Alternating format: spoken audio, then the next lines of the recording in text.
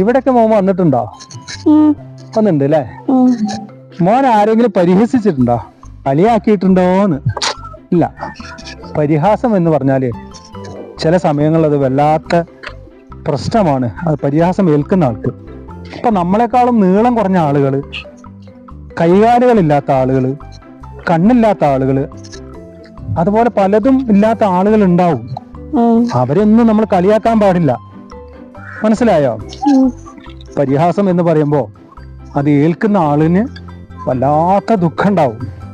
അതുകൊണ്ട് കുട്ടികളിലെ നമ്മൾ എന്ത് ചെയ്യണം?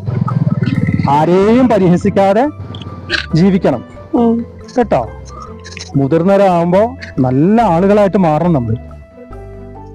പരിഹാസം എന്നത് വിഡ്ഢികളുടെ ആദ്യത്തെയും അവസാനത്തെയുമായ വാദമാണ് പരിഹാസം.